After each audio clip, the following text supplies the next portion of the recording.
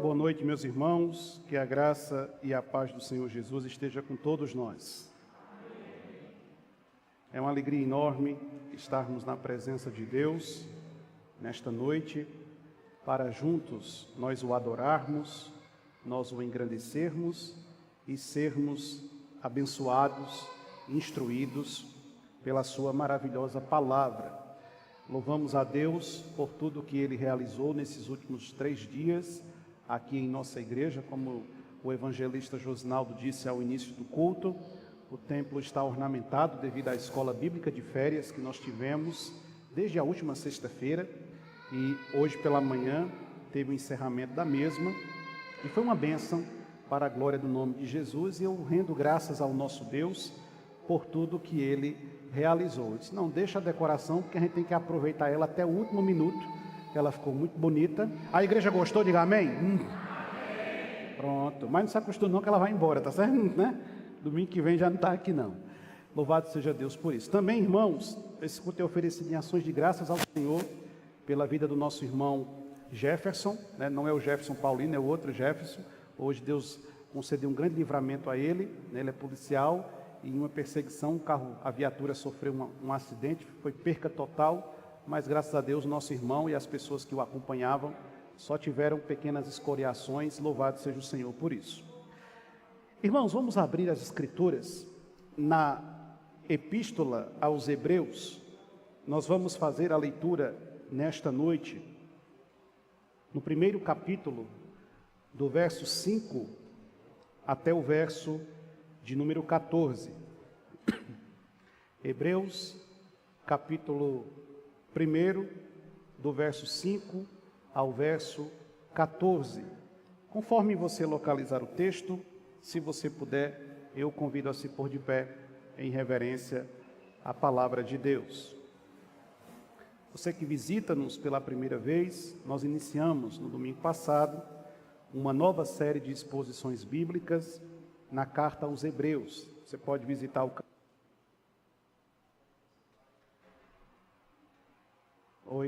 Aí você vai poder conferir no YouTube. Hebreus capítulo 1, do verso 5 ao verso 14, assim nos diz o texto sagrado. Pois a qual dos anjos disse jamais: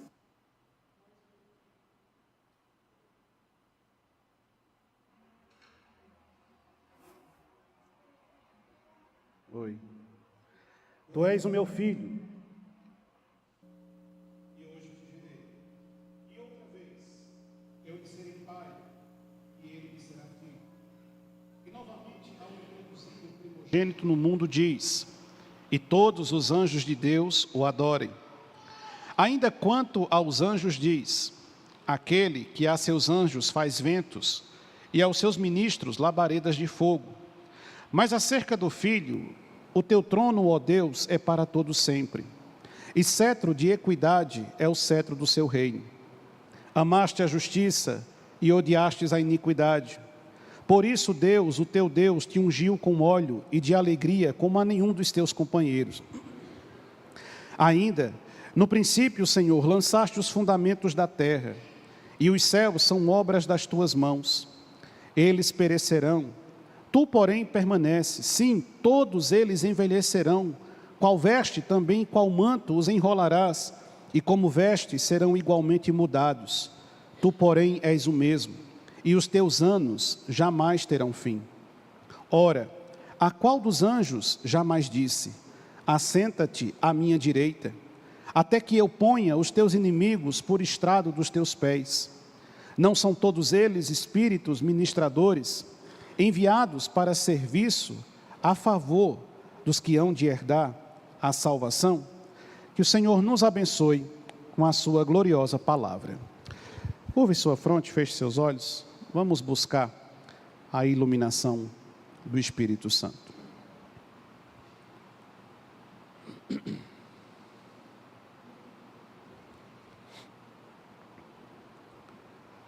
Querido Deus,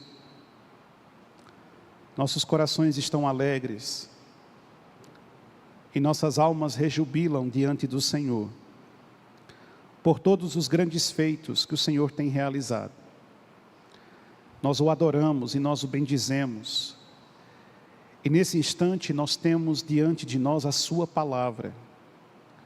E nós cremos que ela é o pão que alimenta a nossa alma. É a água viva que sacia a sede de nosso coração. É o mapa que nos aponta a direção a seguir.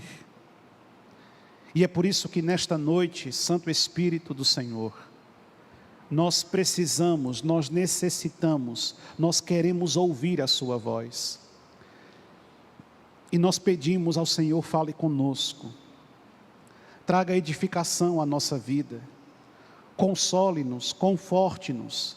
Se for preciso, corrija-nos, exorte-nos, repreenda-nos. Mas não permita, Senhor, que permaneçamos ou deixemos este lugar da mesma forma como nós chegamos nessa noite. Se aqui entre nós ou a nos acompanhar à distância houver alguém que ainda não conhece teu Filho como único e suficiente Salvador de sua vida, que nesta noite cadeias venham ser rompidas e pecadores libertos do poder do pecado para a glória do teu nome. Fala conosco, Espírito Santo. Nós queremos ouvir a tua voz. É isso que nós te pedimos, em nome de Jesus. Amém. Podem sentar, meus irmãos.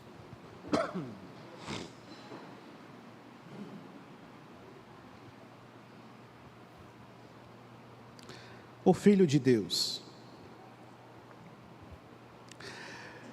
Qual a posição de Cristo em relação aos seres angelicais descritos e revelados nas Sagradas Escrituras?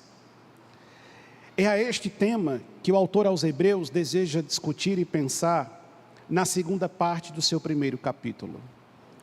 Na abertura de sua carta, o autor deixa claro que Cristo tem uma voz superior a todas as outras vozes que já ecoaram na história, transmitindo a vontade revelada de Deus.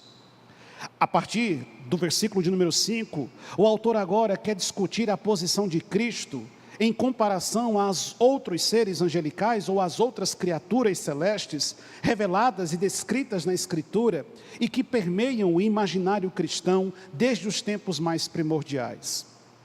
A razão para o autor aos Hebreus discutir a posição de Cristo em relação aos anjos se dá pelo fato de que os judeus do primeiro século, eles tinham uma espécie de fascínio sobre os anjos, e os anjos preenchiam as suas fábulas, os seus contos, o seu imaginário, muitas das vezes os levando por caminhos tortuosos e que os distanciavam daquilo que Deus havia ensinado na sua palavra. De alguma forma, isso também penetrava no coração da igreja em Jerusalém, que, influenciada pelo judaísmo, também começou a dar aos anjos uma certa valorização, além daquilo que Deus havia dito e determinado na sua palavra. E então o autor sagrado, buscando apresentar a defesa do cristianismo para com aquela igreja influenciada pelo judaísmo, resolve falar-nos a respeito de Cristo, o Filho de Deus, e de que posição Cristo ocupa diante dos olhos da igreja, em toda a sua construção, em toda a sua proposta e em toda a sua narrativa.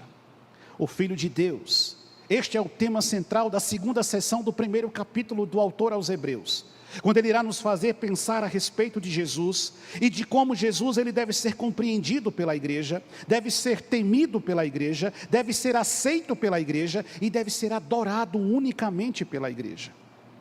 Mas se naqueles dias os cristãos lidavam com esses desvios e com esses equívocos, nos nossos dias não é diferente. E sem dúvida alguma você já deve ter visto cultos ou participado de cultos em que existe um certo apelo em torno das figuras angelicais, como se estas figuras fossem mais proeminentes e importantes do que a própria presença de Cristo. E você deve ter ouvido canções que exaltam os anjos e o poder bélico dos anjos e de como os anjos irão realizar coisas extraordinárias e farão no meio da igreja coisas inexplicáveis, e simplesmente não se fala de Cristo.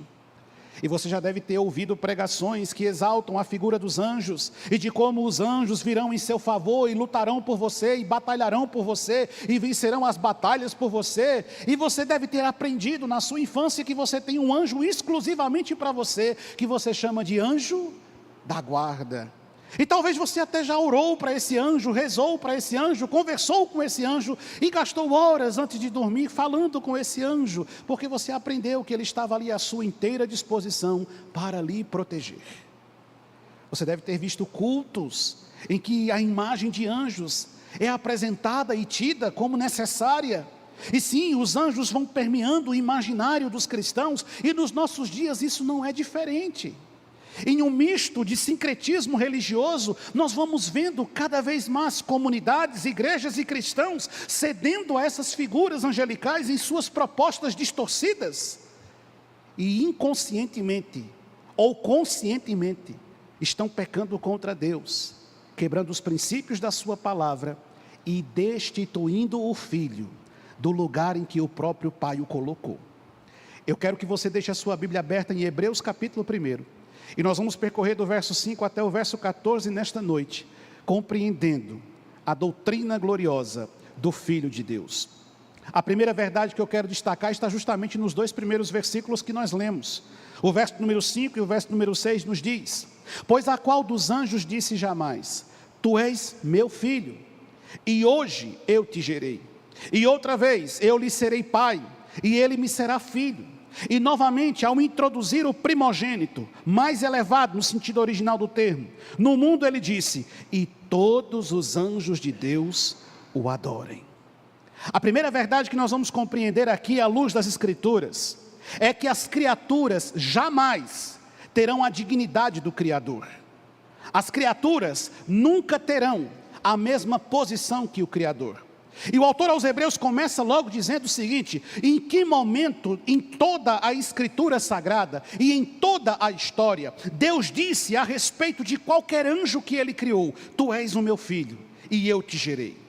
Deus nunca olhou para anjo algum, por mais que ele fosse bonito, belo, gracioso, esplêndido, por mais que ele fosse poderoso em todos os seus atributos, Deus nunca chamou nenhum anjo de seu filho.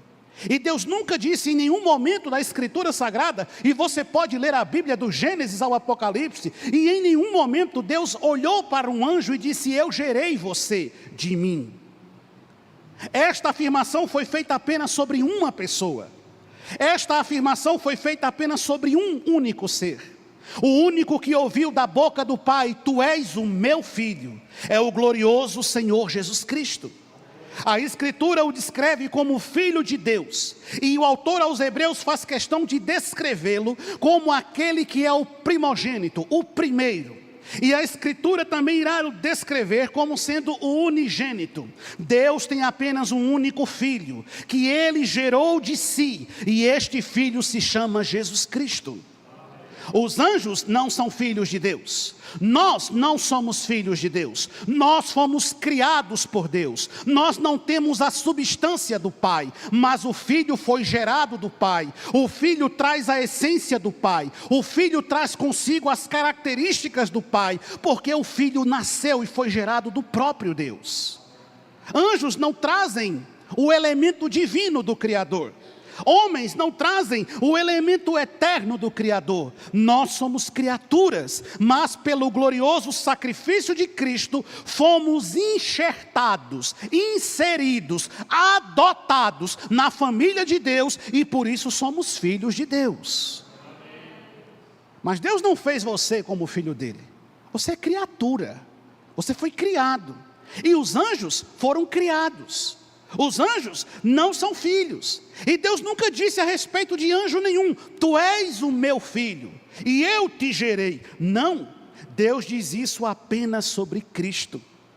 Nesta sessão que nós lemos do livro aqui de Hebreus, o autor sagrado vai fazer pelo menos 7 citações veterotestamentárias. 7 textos do Antigo Testamento ele irá usar para defender veementemente, com base na Escritura, a unicidade de Jesus Cristo como o único Filho de Deus. E nenhum outro filho além de Jesus. Ele é o primogênito, ele é o unigênito, e nenhum outro se equipara a ele. A primeira verdade que ele nos fala está justamente no Salmo 2, no verso número 7. E lá no Salmo 2, no verso número 7, o Senhor diz, eu proclamarei o decreto do Senhor. E o que é que o Senhor disse? Tu és o meu filho, e eu hoje te gerei. Jesus não foi criado por Deus. Jesus não é a primeira criação de Deus. Jesus não é uma criatura de Deus. Jesus é o próprio Deus. Jesus foi gerado do Pai. Jesus tem poder igual ao Pai. Jesus tem autoridade como um Pai. Jesus é o glorioso Deus que a Escritura nos revela. E nenhum outro anjo recebeu essa mesma afirmação. Aquele anjo que você gosta, deve ter o seu anjo favorito. Eu não sei qual é o seu anjo favorito, mas você deve ter o seu favorito. Esse daí não é filho de Deus. Esse foi criado por Deus. E tanto é assim que no verso número 6, quando Jesus escuta da boca do Pai, tu és o meu primogênito no mundo, Deus ordena que todos os anjos façam o quê? Adorem quem? Jesus. Os anjos não têm poder igual a Jesus. Os anjos não têm autoridade como Jesus. E se aqui tiver algum anjo, que eu não estou vendo nenhum, mas se aqui tiver algum anjo, pode ter certeza que ele não veio aqui espalhar brasa de fogo, coisa nenhuma. Ele veio aqui fazer o que eu e você viemos fazer: adorar a Jesus. E somente. Mas tem crente que vê anjo subindo, vê anjo descendo, vê anjo voando, vê anjo cortando fogo, vê anjo de toda qualidade. Vê anjo com bandeja de ouro, com bandeja de prata, vê anjo de todo jeito. Dando dente de ouro por aí. Ixi. Deixa eu dizer um negócio para você. Eu nunca vi um anjo. Vi não. Mas eu conheço crente que vê anjo toda semana. Vê anjo toda hora. Eu estou esse tempo todo e eu nunca vi um. Eu sou doido para ver um anjo. Mas tem uma coisa, eu só quero ver se for Miguel, porque eu não quero ver qualquer coisa não. Se é para mim ver um anjo, eu quero ver um anjo top master. Mas tem gente que vê anjo em tudo que é lugar. Eu não estou vendo anjo nenhum aqui. Mas se ele estiver aqui, ele está rindo igual você, dizendo: é verdade, eu vim aqui adorar Jesus. A Escritura começa dizendo que a criatura jamais terá a dignidade do Criador. Anjos não devem ser adorados, porque anjos não são filhos de Deus. Deus só tem um filho, e ele se chama Emanuel, Deus conosco. Entende? A primeira coisa que o texto bíblico me mostra é que Cristo está acima da criatura. E os judeus se equivocavam em venerar os anjos, porque eles eram criaturas, pois somente Jesus é digno de adoração. Lá em 2 Samuel, no capítulo 7, no versículo 14, o texto sagrado diz: eu lhe serei por pai, e ele me será por filho. Ele está falando de Jesus. Ele está apresentando-nos a figura tipológica de Cristo. Sim, em Atos capítulo 7, no verso 55, verso 56, Lucas nos diz que Estevão, cheio do Espírito Santo, no momento que estava sendo apedrejado, martirizado, ele fitou os olhos no céu, e ele viu a glória de Deus, e ele viu Jesus, e Jesus estava à direita do Pai, e ele então declarou em alto e bom som: eu estou vendo os céus abertos, e eu estou vendo o Filho do Homem, e ele está em pé à direita de Deus. Nenhum anjo ocupa esse lugar, nenhum anjo se assenta nesse lugar, porque este lugar é exclusivo de Jesus Cristo e de mais ninguém. Então por que nós adoramos somente a Jesus? Porque a Bíblia mesmo me ensina que eu não devo cultuar anjos. Lucas capítulo 2, verso 13 e 14. E subitamente apareceu um anjo e a multidão da milícia celestial, pelo acontecimento do nascimento de Jesus, e eles louvavam a Deus, e o que é que eles diziam? Glória a Deus nas maiores alturas, e paz na terra entre os homens a quem Ele quer bem. Os anjos estão adorando Jesus no dia do seu nascimento, os anjos estão louvando Jesus no dia da sua encarnação, os anjos estão exaltando Jesus quando Ele inicia o plano da salvação, os anjos estão exaltando o Criador. E por que eu vou adorar os anjos? Se os próprios anjos estão adorando unicamente a Deus. Mas nós queremos muitas vezes conferir às criaturas a mesma dignidade que é exclusiva do Criador. Não. Mas eles são tão bonitinhos, eu sei. Se bem que eu não acho os serafins bonito não. Um troço com 6 asas, 2 voa, 2 cobre os pés, 2 cobre as mãos, 2 cobre a cara. Esse negócio não é bonito, não. É minha opinião. Se você não concorda, o problema é seu. Entende? Mas é tão fofinho. Aquele anjinho que você viu lá na escultura, aquele bebezinho com o bumbum de fora e as asinhas. É tão mimoso. É lindo. Mas não é para ser adorado. Porque eles adoram o Senhor. Hebreus capítulo 1, olha o que diz o verso 7. Segundo aspecto que a Bíblia me fala. Ainda quanto aos anjos, diz: aquele que a seus anjos faz ventos e aos seus ministros labaredas de fogo. O que é que o autor aos Hebreus ele quer dizer com este verso 7? Esse verso 7 é uma citação do Salmo 104, o verso 4. O Salmo 104, no verso 4, traz exatamente esse texto aqui.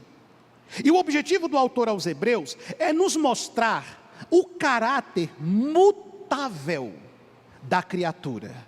O que contrasta com o caráter imutável do Criador. Criaturas mudam, assim como o fogo e assim como o vento. O Criador era ontem, é hoje e será eternamente e nunca vai mudar. E é por isso então que ele diz, os anjos, não, os anjos mudam. Sim, a Bíblia diz que anjos pecaram contra Deus. Sim ou não? Sim, pecaram e foram expulsos do paraíso. A Escritura então descreve os anjos como criaturas mutáveis, falíveis. Anjos não são infalíveis. Infalível é somente Jeová e mais ninguém. Entende? Anjos são criaturas falíveis. Aí o texto então me diz que estes anjos são mutáveis. A criatura muda. Sim, a criatura muda. A criatura tem falhas. A criatura é imperfeita. A criatura difere do Criador substancialmente, porque o Criador jamais irá mudar. Então ele começa nos descrevendo os anjos como criaturas mutáveis. E não somente criaturas mutáveis, criaturas subordinadas. Veja o versículo 13. Ora, a qual dos anjos jamais disse: assenta-te à minha direita, até que eu ponha os teus inimigos por estrado dos teus pés. Verso 14. Não são todos eles espíritos ministradores, enviados para serviço a favor dos que hão de herdar a salvação? Primeiro, o anjo é uma criatura mutável e falível. Segundo, os anjos são seres subordinados. Anjo não tem vontade própria. Quem manda no escravo? É o Senhor. Quem manda na criatura? É o Criador. O texto está nos dizendo que Deus em nenhum momento, Deus chamou qualquer anjo e disse: senta aqui à direita de mim. Em nenhum momento, Deus deu a qualquer anjo a mesma posição de dignidade que deu ao seu filho. Porque o seu filho se assenta à sua direita, mas nenhum anjo foi convidado a sentar-se à sua direita. A nenhum anjo foi dado poder e autoridade ilimitados. Mas quando os anjos são descritos na Bíblia, eles sempre são descritos prestando serviço a Deus, para realizar a vontade de Deus e para realizar o bem à sua igreja. Então para que os anjos existem? Ele diz no verso 14, eles são espíritos ministradores, enviados. Para o quê? Para fazer o quê? Para servir. A quem? Aqueles que vão herdar a... Então o anjo trabalha por todo mundo? Não. Lamentavelmente não. Mas pastor, eu aprendi que tinha um anjo me guardando. Mentira para você. Desculpa. O anjo só cuida daquele que vai herdar a salvação, daquele que foi salvo pela graça redentora de Cristo. A Bíblia diz que ao redor daqueles que o temem, ele acampa os seus anjos. Mas é ao redor de quem? Daquele que confia nele, daquele que teme a ele, daquele que ama a ele, daquele que vive para a glória dele, daquele que anda em comunhão com ele. Anjos são criaturas subordinadas. Anjos são criaturas falhas. Anjos não são infalíveis. Somente Cristo reúne essas condições. Anjos não devem ser adorados pela igreja, porque são criaturas mutáveis e porque não receberam aquilo que foi dado unicamente a Jesus Cristo. E o que foi dado a Jesus Cristo? Poder e autoridade. E sempre que os anjos aparecem, eles aparecem para servir a igreja, para atender a igreja, para cuidar da igreja. Sim, nos momentos que você estiver em profunda aflição, Deus enviará os anjos dele ao seu socorro. Sim, nos momentos que você precisar de auxílio, o Senhor lhe guardará com a sua mão poderosa. Mas só que o anjo não é o seu capataz. Eu vou fazer uma oração, Senhor, e envia agora um anjo e fulmina aquela criatura. E mata aquela peste, Senhor. Manda um anjo com a espada de fogo e corta a cabeça dele fora. Ou então manda um anjo flecheiro e joga uma flecha no coração dele, Jesus. Não. Não. De jeito nenhum. Eles estão a serviço de quem? A serviço de Deus. E em serviço daqueles que herdarão a salvação. Apocalipse capítulo 22, o verso 8 e o verso 9. João diz o seguinte: eu, João, sou quem ouviu e viu essas coisas. Lá o livro de Apocalipse. E quando os ouvi e vi, prostrei-me ante os pés do anjo que me mostrou essas coisas. Para fazer o quê? Adorá-lo. Então foi que o anjo disse: porque o verdadeiro anjo, ele teme a Deus, certo? Aí o que foi que o anjo disse para João, quando ele se prostrou no chão para adorá-lo? O João ouviu o que do anjo? Então ele me disse: olha, não faz isso, eu sou teu conservo, eu estou aqui para servir você. Você é servo de Deus e eu sou teu servo. E eu sou servo dos teus irmãos, e eu sou servo dos profetas, e eu sou servo daqueles que guardam as palavras desse livro. Então, adora somente a quem? A Deus. Eu não quero a sua adoração. Adore somente a Deus. Deixa eu dizer um negócio para você. Todas as grandes seitas neocristãs que existem no nosso tempo presente, todas elas começaram com alguém que se encontraram com um anjo. Apareceu um anjo lá no quarto de Joseph Smith e disse: boa noite, eu vim aqui trazer uma nova revelação para você. Aí nasceu a Igreja de Jesus Cristo dos Santos dos Últimos Dias, vulgo Mormon. Foi numa conversa com um anjo que nasceu a heresia das testemunhas de Jeová. E todas as seitas neocristãs da nossa atualidade, todas elas começam sempre com um anjo que aparece trazendo uma novidade para alguém. Só que o anjo que a Escritura está me descrevendo aqui, que encontrou-se com João, levando a revelação final do Apocalipse a João, quando João se dobrou no chão para adorá-lo, o anjo o repreendeu na mesma hora e disse: não faça isso não, porque eu vim aqui para servir a você, trazendo essa mensagem que não é minha. Você tem que adorar somente a Deus. É por isso que qualquer dia que você estiver orando, aparecer um facho de luz na sua casa, e um anjo na sua sala, no seu quarto, dizendo: eu vim trazer uma história nova, tenha cuidado. Porque a Bíblia também diz que o diabo se traveste de quê? Pois é, você pode estar conversando com um cão pensando que é um anjo.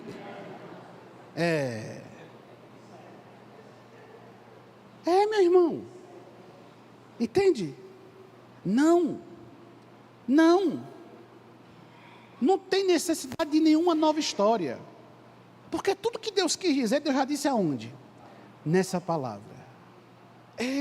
Mas quantos cristãos, movidos por ignorância ou ingenuidade, têm se deixado levar para lá e para cá, influenciado por esse tipo de coisa? Eu vi um anjo trazendo uma vitória na mão para dar a você. Eu não vi. E você vai limitando sua vida com base nessas coisas. Eu não estou negando a sobrenaturalidade das manifestações de Deus. Eu só estou lhe dizendo que a Bíblia está dizendo que anjos não são perfeitos. Anjos não são Jesus. Anjos não fazem o que querem. Anjos fazem a vontade de Deus. E quando em um determinado momento, alguns anjos desejaram fazer aquilo que bem queriam, o que aconteceu com eles? Foram expulsos dos céus. Entende? Então a Bíblia começa me dizendo que João, quando tenta se curvar para adorar um anjo, é repreendido. Só que a igreja tem um fascínio por anjos. E não é de hoje não, isso é antigo demais. O apóstolo Paulo teve um problema gigantesco na igreja de Colossos, porque os crentes lá de Colossos também inventaram um tal do culto dos anjos. Inventaram o culto dos anjos. E tem crente que gosta do culto dos anjos. Não é assim? Cuidado, viu? O culto dos anjos, não. Paulo diz lá em Colossenses capítulo 2, o verso 18. Paulo diz: ninguém se faça árbitro contra vós outros, pretextando humildade e culto do quê? E o que é que rola no culto dos anjos? Eles se baseiam em visões. Eu vi um anjo, olha o anjo indo, olha o anjo vindo, olha o anjo subindo, olha o anjo descendo, olha o anjo cortando, olha o anjo varrendo. Estou vendo um anjo em tudo que é lugar. E eles se baseiam nos anjos, eles estão vendo os anjos. Entende? Enfatuando, sem motivo algum, na sua mente, o que existe é muita carnalidade. Entendeu, irmão? Mas tem crente que adora um anjo, né? E o culto dos anjos, e o culto do não sei do que, e o culto de vai, e o culto vem. Não.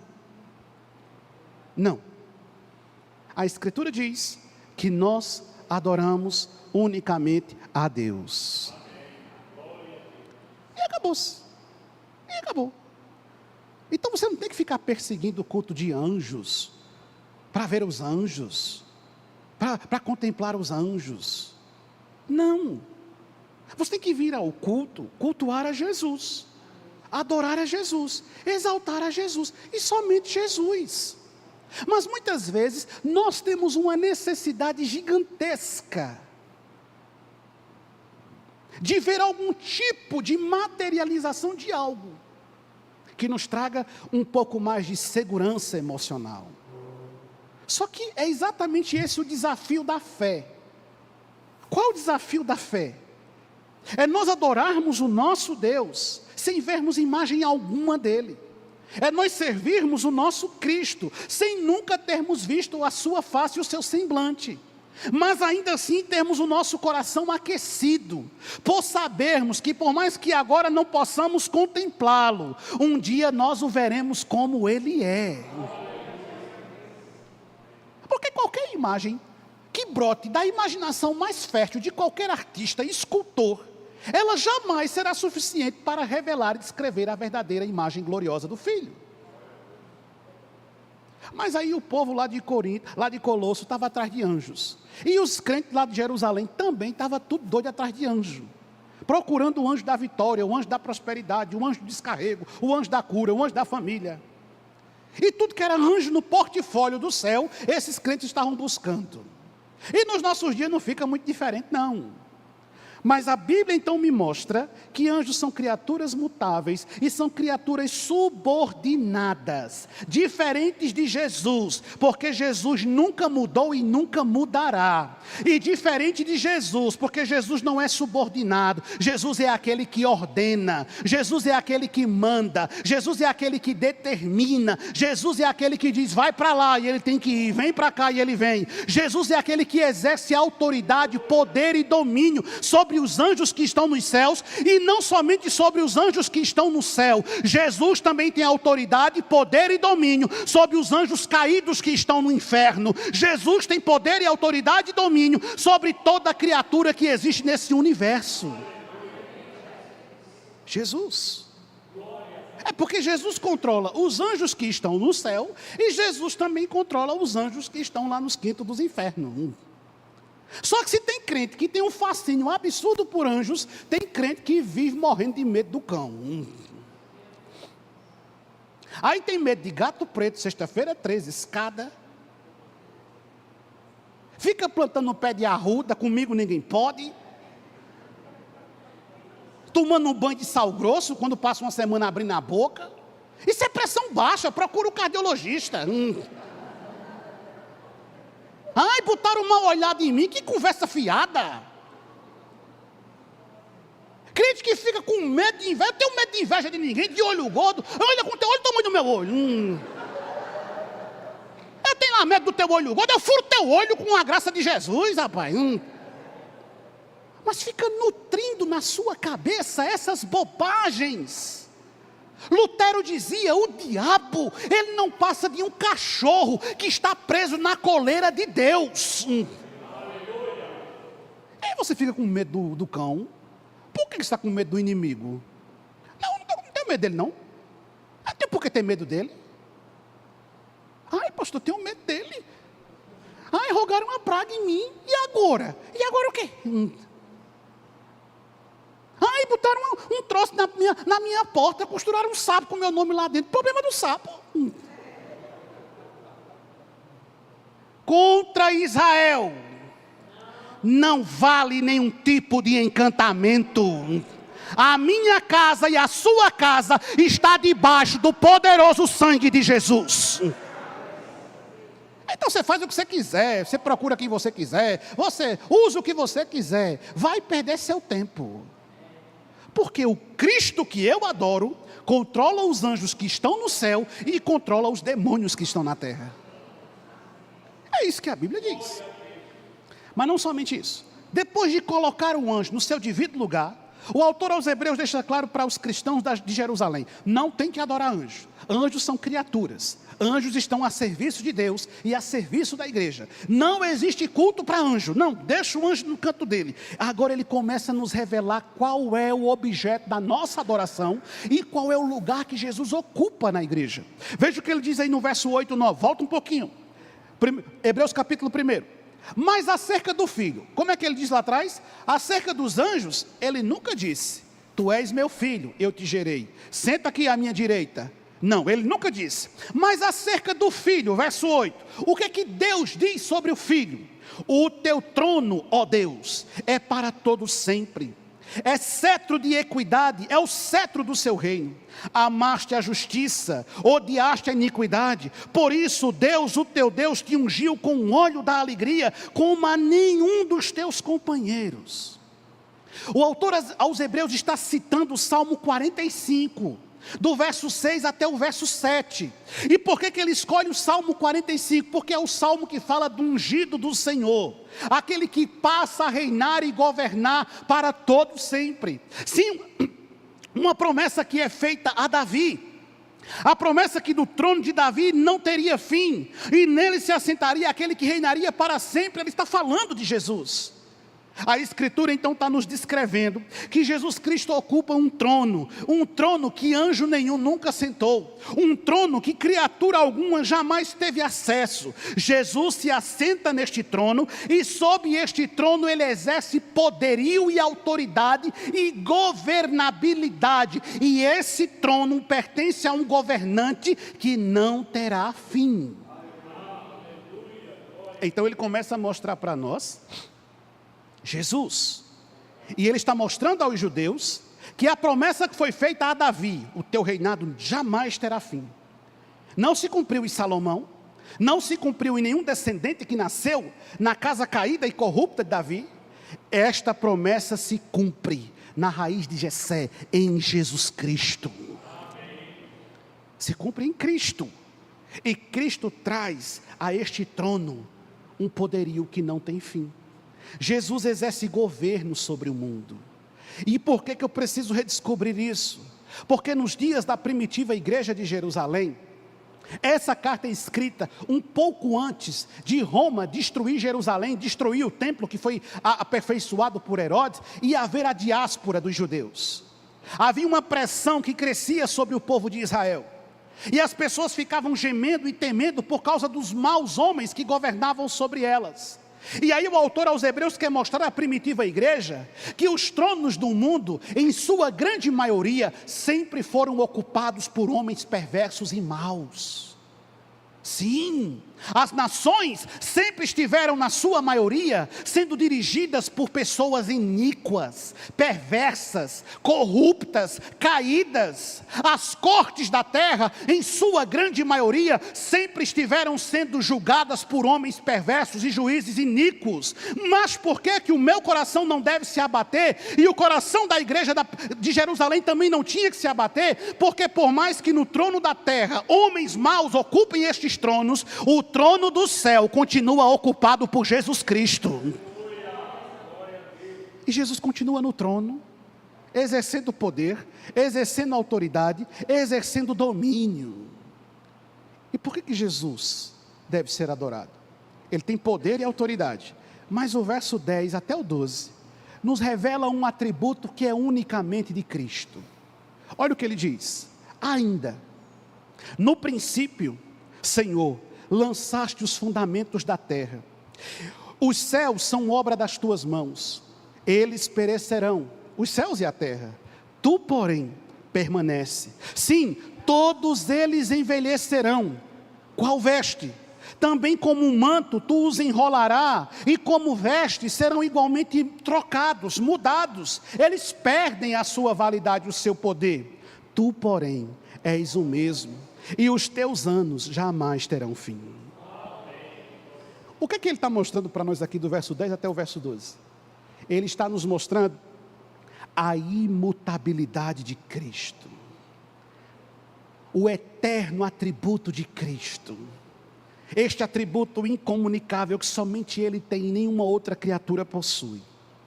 E então ele faz uso novamente dos recursos do Antigo Testamento. Ele está citando o Salmo 102, nos versos 25 até 27. E lá no Salmo 102, do verso 25 ao verso 27, o autor aos Hebreus visitou esse Salmo, porque esse Salmo diz: em tempos remotos, lançaste os fundamentos da terra, e os céus são obra das tuas mãos. Eles perecerão, quem? Os céus e a terra, mas aquele que os criou, este não perece. Todas as coisas envelhecerão como uma veste, como uma roupa que fica velha e você troca, joga fora. Assim sou eu, assim é você e qualquer coisa criada nesse mundo. No entanto, aquele que nos criou, ele sempre será o mesmo, e os anos que ele traz consigo nunca terão fim. Eu nasci, você nasceu, nós vamos envelhecer, e em algum dia nós vamos morrer, e vamos ser esquecidos pelo passar do tempo e da história. No entanto, o Deus que nos criou permanecerá para sempre. Entende? É o atributo que somente Jesus tem. Eu não sou eterno, eu vou morrer. Eu tive um começo, a minha história tem um início. Os anjos foram criados, eles têm um início. Eu tive um início, você tem um início. Os poderosos da terra tiveram um início. A história humana teve um início, foi tudo criado. E Deus não tem início. A Bíblia diz que antes de todas as coisas surgirem, Ele já era. Não tem como dimensionar o seu tamanho, a sua proporção. Deus não vive no tempo, Deus vive na eternidade. Deus não sabe o que é passado, presente e futuro. Todas as coisas estão patentes aos olhos dele. Deus não fica velho, Deus não caduca, Deus não perde a força, Deus não perde o brilho, Deus não perde a beleza, Jesus não perde a relevância. Ele continua sendo o mesmo lá do primeiro dia, quando ele olhou para uma terra sem forma e vazia e disse: haja luz e houve luz, haja terra e houve terra. Ele é o mesmo daquele dia e continua reinando soberanamente sobre o trono do universo. Ele é Jesus. Nenhum anjo faz isso. Nenhum anjo faz isso. Jesus é imutável. Aí o autor aos Hebreus diz que ele lançou os fundamentos da terra. Ele criou o mundo. Ele criou todas as coisas. Ele formou todas as coisas. E a expressão-chave que conclui o pensamento do autor aos Hebreus, o termo mais central de todo esse texto que a gente leu, é justamente o verso 12, quando ele diz, na parte final: tu, porém, és o mesmo, e os teus anos jamais terão fim. nunca, nunca terão fim. Faça comigo um passeio na história. Em 483 a.C., Buda, criador do budismo, morreu e chegou ao fim. Em 632 depois de Cristo, Maomé, o fundador do islamismo, morreu e chegou ao fim. Em 1869, Allan Kardec, fundador do espiritismo kardecista, fechou os olhos, morreu e chegou ao fim. Em 1883, Karl Marx, criador do marxismo e defensor do ateísmo aberto, morreu e chegou ao fim. Em 1914, João da Gomeia, considerado o rei do candomblé e das religiões de matriz africanas no Brasil, morreu e chegou ao fim. Em 1948, Mahatma Gandhi, o principal propagador do hinduísmo, morreu e chegou ao fim. Mas há mais de 2024 anos, Jesus Cristo continua vivo e os seus anos jamais terão um único fim. Nunca terá fim. Ele reina, Ele governa, Ele dirige, Ele domina, Ele exerce poder, autoridade. Ele está vivo e nessa noite Ele está no meio de nós para ser adorado e exaltado. Nada se compara a Jesus. Nada se compara a Jesus. Nada se assemelha a Jesus. E é por isso que o autor aos Hebreus diz: o Filho de Deus, e somente o Filho de Deus é digno do nosso louvor, da nossa adoração, da nossa devoção, da nossa fé, da nossa confiança, do nosso amor. A quem nós adoramos? Nós não adoramos a anjos, nós não adoramos criaturas celestiais, nós não adoramos seres místicos, nós adoramos somente a Jesus. E somente Jesus é o Filho de Deus. E Ele reúne em torno de si atributos únicos que os fazem ser único, digno da nossa adoração. O Cordeiro venceu, e Ele é digno de ser seguido, Ele é digno de ser adorado, Ele é digno de ser reverenciado, Ele é digno do nosso amor, Ele é digno do nosso culto. Então não persiga cultos de anjos,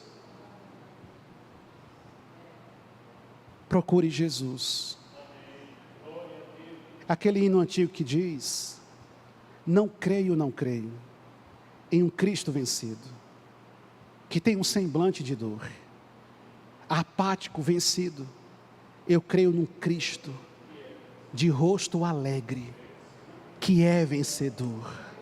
Jesus está vivo, Jesus está aqui, Jesus fala conosco, Jesus cuida das nossas vidas, Jesus restaura as nossas forças, Jesus sara as nossas feridas, Jesus recebe o nosso louvor, Jesus socorre o aflito e ao necessitado. Jesus, quem disse: eu sou a porta, quem entrar por mim sairá e encontrará pastagem, água fresca para se saciar. Jesus é o pão vivo que desceu do céu, Jesus é a água viva que sacia a sede do coração aflito. Jesus é o firme fundamento sobre o qual está sendo erguida a igreja do Deus vivo. Jesus é o nosso socorro, o nosso refúgio, bem presente na tribulação. Jesus é o único, e nenhum outro se compara a Jesus. É o Filho de Deus. E é por isso, cristão, que nós não adoramos a nada que não seja Jesus. Se você encontrar qualquer coisa melhor do que Cristo, eu abandono Cristo para seguir você. Só que desde o primeiro homem que pisou na terra até o último que pisará nela, nenhum outro se assemelhou a Ele, foi maior do que Ele, e pode fazer pela minha e a sua vida o que somente Jesus Cristo fez. Que Deus nos abençoe, em nome de Jesus. Curve sua fronte, feche seus olhos.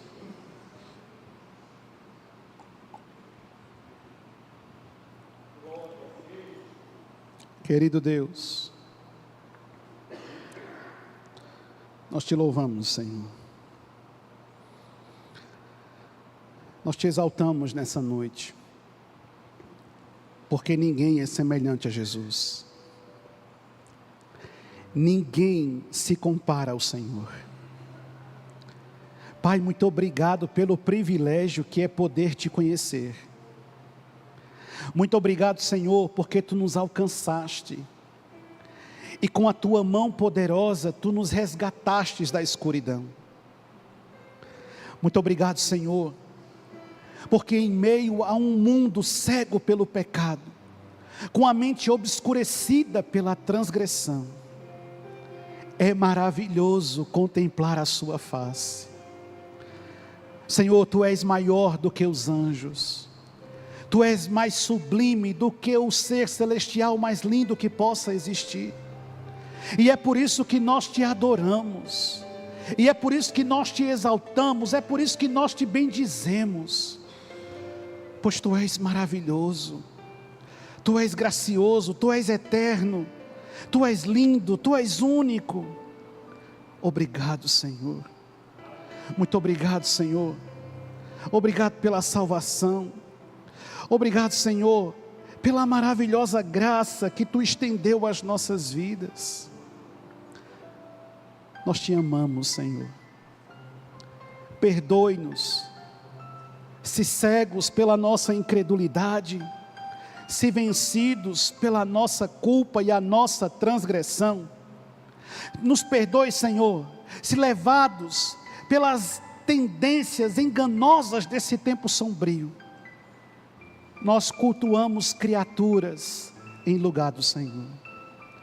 Perdoe-nos, Senhor, e nesta noite, toma a primazia do nosso coração, toma o domínio da nossa vida, toma o controle da nossa casa, da nossa alma, assume o teu lugar em nosso meio, Senhor. Tu és digno de ser adorado, tu és digno de ser seguido, e nenhum outro é como o Senhor. Ouve a nossa oração, pois nós pedimos, em nome de Jesus. Amém.